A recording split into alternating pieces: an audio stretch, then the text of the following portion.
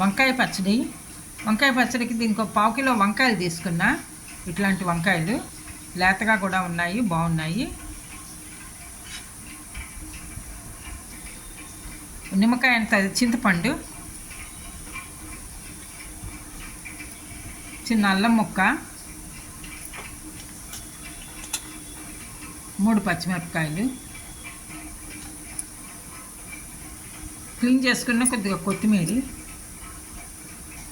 తీసుకున్న వంకాయలు ముందర పుచ్చులు అవి లేకుండా చూసుకుని నీళ్ళల్లోకి తరుక్కోవాలి. చిన్న చిన్న ముక్కల కింద ఈ విధంగా ముక్కలు కట్ చేసుకోవాలి.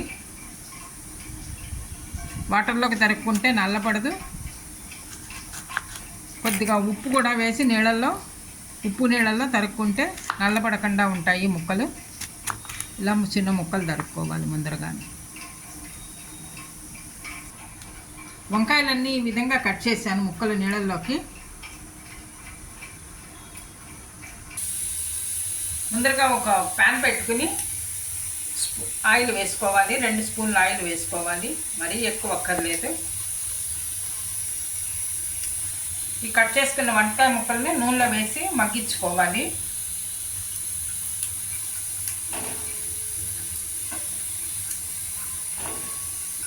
తగినంత ఉప్పు వేసి మగ్గించుకుంటే కొద్దిగా తొందరగా మగ్గుతాయి వంకాయ ముక్కలు కూడాను.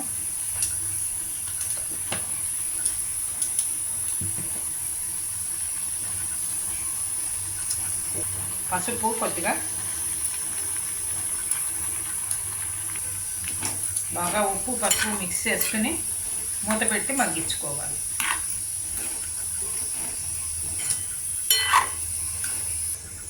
వంకాయ ముక్కలు మగ్గేలాగా పోపు వేయించుకుని రెడీ పెట్టుకోవాలి. 1 స్పూన్ ఆయిల్, 1 స్పూన్ శనగపప్పు, 1 స్పూన్ మినప్పప్పు,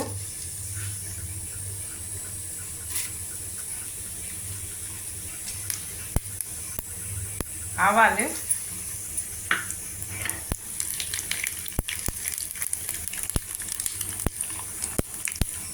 కారానికి సరిపడే మిరపకాయలు.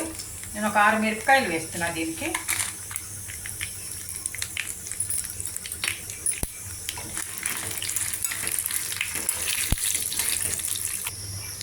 చిటికెడు ఇంగువ. పోపు వేగింది. ఈ పోపు కూడా కొంచెం చల్లారి పెట్టుకోవాలి. వంకాయ ముక్కలు మగ్గాయి.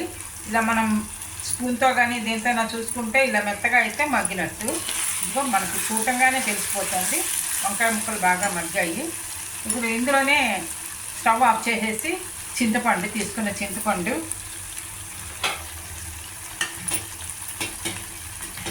పచ్చిమిరపకాయలు,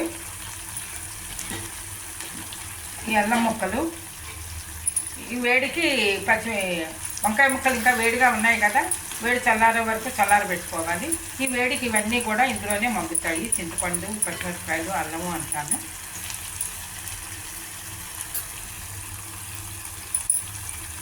వంకాయ ముక్కలు కూడా చల్లారాయి. ఇప్పుడు మిక్సీ జార్ తీసుకుని ముందరగా వేయించుకున్న ఈ మిరపకాయలు కొద్దిగా మిక్సీ చేసుకోవాలి.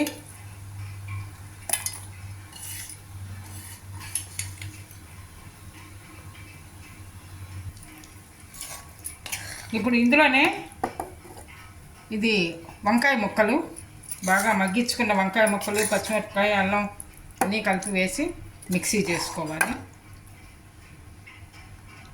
క్లీన్ చేసి పెట్టుకున్న కొత్తిమీర, బాగా మెత్తగా అయ్యేదాకా మిక్సీ చేసుకోవాలి. వంకాయ ముక్కలు, కారం అంతా మిక్సీ అయింది మెత్తగాను. ఇప్పుడు మనం వేయించుకున్న పోపు కూడా ఇందులో మిక్స్ చేసుకోవాలి. వేయించుకున్న పోపులో పచ్చడి మిక్స్ చేసుకోవాలి.